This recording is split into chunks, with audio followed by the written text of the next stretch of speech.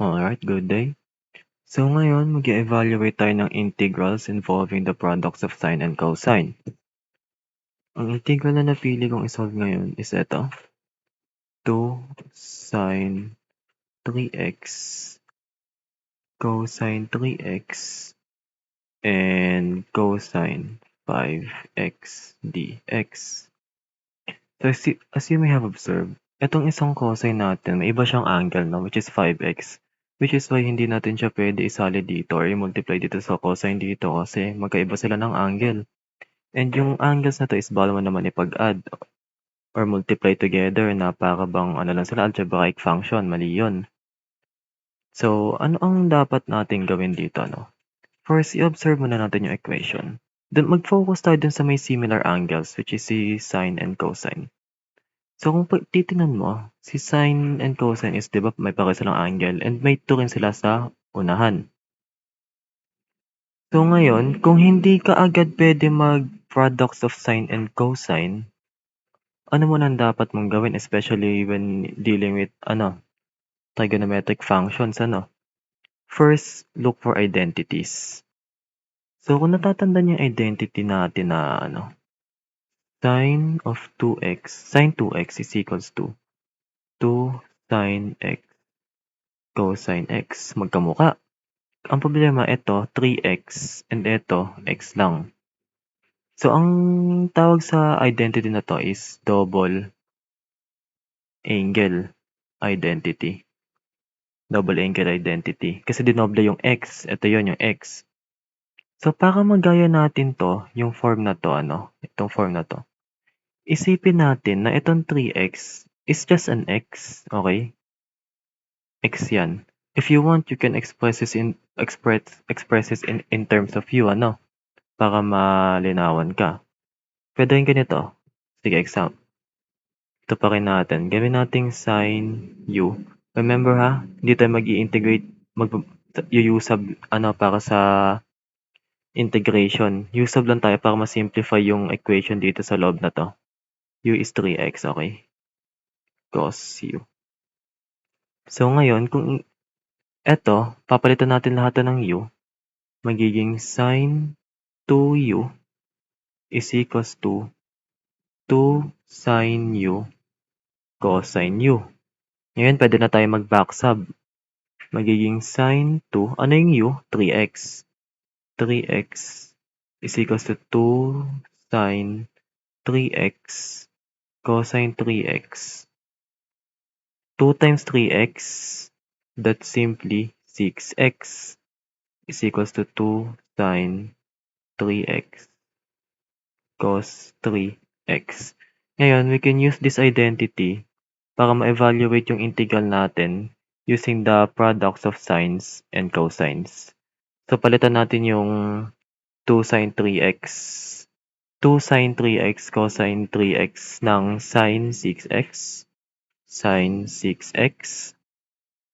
Tapos cosine 5x dx. Now, we can integrate, kasi mas malinaw na, mas simplified na, sine and cosine na lang yung natira. So, when dealing with sines and cosine, may formula ako dyan na, di ko formula, pero para mas mabilis yung matandaan, kapag SC, tatandaan nyo na yan ay S plus plus, S minus. S stands for sine, C stands for cosine. Yung plus and minus, yan yung ating operations.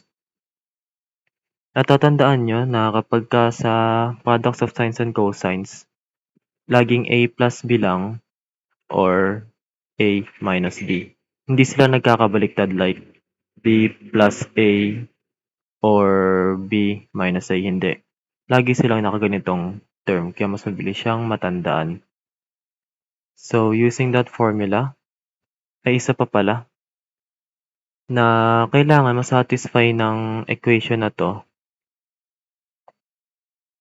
yung formulang ganito. 2 sin u cosine v dv. Actually, no. Burahin natin to kasi magkaiba sila ng variable eh. Yan. kailangan ma-satisfy niya 'tong 2 sin u and cosine v. Ang problema ngayon, walang 2 sa ating original function. So, ang gagawin natin, maglalagay tayo ng 1/2 sa unahan, integral of 1/2 times 2 sin 6x cosine 5x dx. So, anong point ng paglalagay ng 1/2 and ng 2 sa unahan? So, babalikan natin walang 2 sa original function. So, kapag naglagay tayo ng 1/2 sa unahan, tas naglagay din tayo ng 2, maka-cancel lang yung 2. Essentially, ang ending, babalik din tayo sa original equation. Kaya pwede natin gamitin or i-manipulate yung function in this way. So, balik natin yung 1/2 ilalabas ko na. 1/2 2 sin 6x cosine 5x dx. So, now we can use this formula dito, which is 1/2 times the integral. Since s siya, s plus plus, s minus, sin, ito si a, hindi ito si b, sin 6x plus 5x, s plus plus, dalawang plus, s plus plus, tapos s minus, sin 6x minus 5x dx.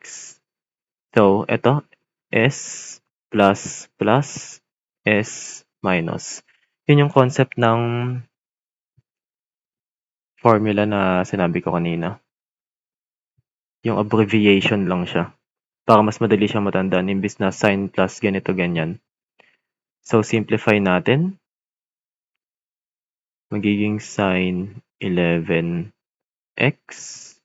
plus sin x. 6x plus 5x is 11x. 6x minus 5x is sin x dx. So, now we can, we can distribute the integral. So, 1/2 bracket. Para di na tayo mag-distribute ng 1/2 din. Integral of sin 11x dx plus the integral of sin x dx. Now, pwede tayo mag-use of dito para ma-simplify kasi 11x siya, Kasi we want this in the form of sin x or u lang para mas mabilis ma-integrate. So, let's let 11x be equal to u. Taking the derivatives of both sides, magiging 11 dx. Since wala tayong 11 dx dito, dx lang. Divide both sides by 11. Cancel yung 11. So, therefore, dx is equals to 1 over 11 du. So, magiging ganito na siya, 1/2. Bakit ulit? Yung 1 over 11, nilalabas ko na since constant naman siya, 1 over 11, tas magiging sin u du plus the integral of sin x dx.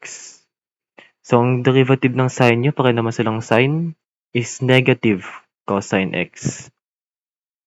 Yan ang ang integral ng sin is negative cosine x. So, 1/2 times 1 over 11 negative cosine u. U dito, u. Magbabaksa ba tayo dyan? Tapos, plus negative cosine x. Yan. Ngayon, backsub tayo kay u, What is u again? Siya ay 11x. 1/2 times 1 over 11 negative cosine 11x plus negative cosine x. Ngayon, distribute na natin yung nasa loob muna. Yung plus sign, i-distribute natin sa negative cosine x. Magiging 1/2 times negative 1 over 11 cosine 11x minus, kasi distribute yung plus sign sa negative sign, minus cosine x. Ngayon, si 1/2 naman ang ating i-distribute. Si 1/2 naman 1/2 times -1/11 cosine 11x is -1/22 cosine 11x. 1/2 times negative cosine x is simply -1/2 cosine x plus c. And therefore, ito na ang ating final answer.